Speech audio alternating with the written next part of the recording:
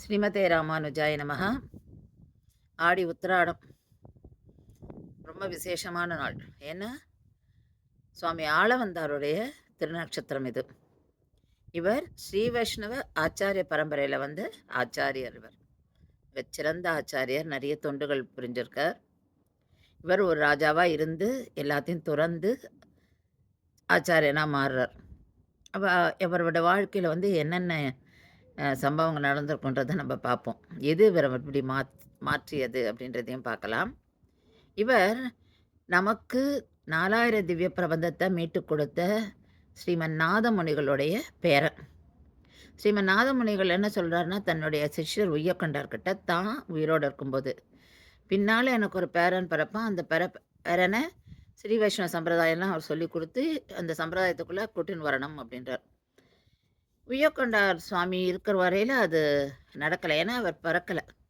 சுவாமி ஆளவந்தார் அந்த சமயம் பிறக்கலை. அதனால் உய்யக்கொண்டார் சுவாமி என்ன சொல்கிறார், தன்னுடைய சிஷ்யரான சுவாமி மணக்கால் நம்பிக்கிட்ட அதை சொல்லிடுறார்.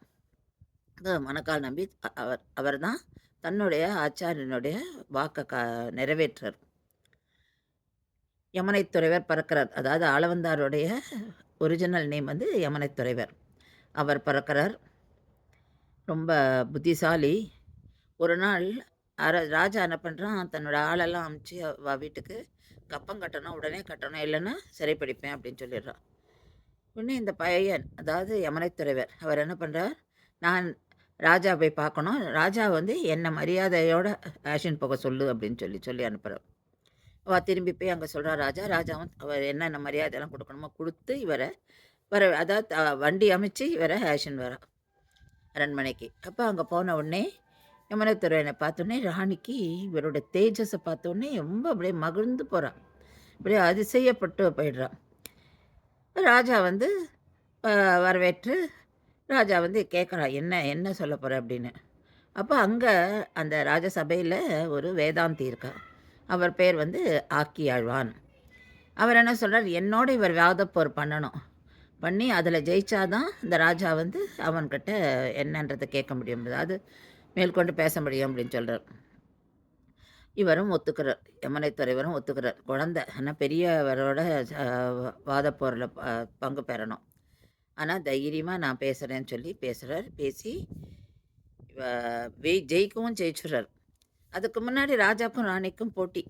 ராஜா சொல்கிறார், இந்த பையன் ஜெயிச்சுட்டானா நான் கண்டிப்பாக என்னுடைய ராஜ்யத்தில் ஒரு பங்கை கொடுப்பேன்ற. ராணி சொல்கிறா, எப்படி இந்த பையன்தான் ஜெயிப்பான் அப்படின்னு சொல்கிறார். அதே மாதிரி இந்த பையனை ஜெயிச்சுடுறார். ஜெயித்த உடனே ராணி சொல்கிறா அந்த யமனைத்துறைவரை பார்த்து, எம்மை ஆள வந்தீரோ அப்படின்றா. அதனால்தான் அவருக்கு அப்போலேருந்து ஆள வந்தார் அப்படின்ற ஒரு திருநாமம். இவர் ராஜ வாழ்க்கை வாழ்ந்துட்டுருக்கார். இங்கே மணக்கால் நம்பிக்கை தன்னோட ஆச்சாரியனை கொடுத்த வாக்கை நிறைவேற்றணும். இவர் எப்படி போய் ராஜாவை பார்க்கறது? என்ன பண்ணுறார், இவர் தூதுவளை கீரையை விற்கிற மாதிரி போகிறார் ராஜா அந்த அரண்மனைக்கு.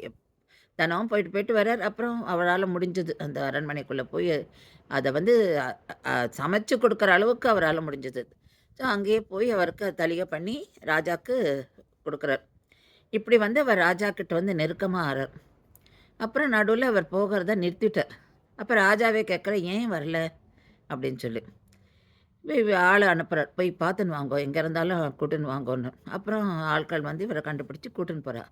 அப்போது மணக்கால் நம்பிக்கை சுவாமிகள் என்ன சொல்கிறாருன்னா, அப்போ ராஜா கேட்குறான், உனக்கு என்ன வேணும் அப்படின்னு.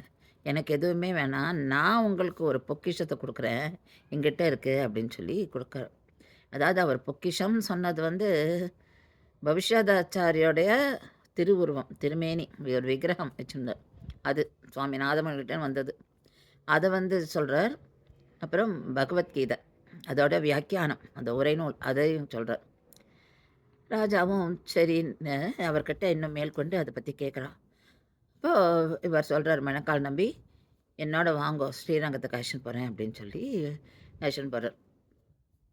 அதுக்கு முன்னாடி அவருக்கு பகவத்கீதையோட ஸ்லோகங்களுடைய அர்த்தங்களையும் சொல்லி கொடுத்து, அவருக்கு சர்ம ஸ்லோகத்தை வியாக்கியானம் பண்ணி எல்லாமே சொல்லி கொடுத்துட்டு அவரை ஸ்ரீரங்கத்தில் போய் ஸ்ரீ ரங்கநாதர் சன்னதி முன்னாடி போய் நிறுத்துறார். அங்க ரங்கநாதரோட அழக பார்த்து அப்படியே மயங்கி போயிடுறார் ஆளவந்தார். அவருக்கு வந்து அதுக்கப்புறம் எதுவுமே வேண்டான்ற அளவுக்கு அவர் போயிட்டாரு. இங்க இருந்து இவரையே பார்த்துருந்து நான் கைங்கரியம் பண்றத விட வேற எனக்கு என்ன வேணும்? அப்படின்னு சொல்லிட்டு அப்பவே அவர் வந்து எல்லாத்தையுமே தொறந்துடுறார். தன் ராஜ்யத்த, தன்னோட அத்தனை செல்வங்கள் எல்லாத்தையும் தொறந்துட்டு, அங்கேயே ஸ்ரீரங்கத்திலேயே இருந்துடுறார். இருந்து கைங்கரியம் பண்றார். அப்பதான் எல்லாம் தொறந்து அவர் வந்து சன்னியாசியா ஆகி ஆச்சாரியனாம் ஆகுறார். இவர் தான் நமக்கு பின்னால சுவாமி ராமானுஜர காமிச்சு குடுத்தவரே. அதாவது ஒரு தடவ அவர் வந்து காஞ்சிபுரம் போறார். தேவராஜ பெருமாள திருக்கச்சி நம்பியோட போகும்போது சுவாமி ராமானுஜர பார்க்குறான். முதல்வன் அவன் அப்படின்னு சொல்லி, அவர் எப்படியாவது நம்மளோட சம்பிரதாயத்துக்குள்ள கூட்டின்னு வந்துடணும்னு சொல்லிடுறார். தன்னுடைய சிஷ்யர்கள் கிட்ட. சுவாமி ஆளவந்தார் நெறைய கிரந்தங்கள் எழுதியிருக்கார். அதில சில சதுஸ்லோகி, ஸ்தோத்திரரத்னம் அப்படின்றது. இதெல்லாம் ரொம்ப முக்கியமான ந அ கிரந்தங்கள். நமக்கு வந்து கண்டிப்பா அதெல்லாம் தெரிஞ்சுக்கணும்.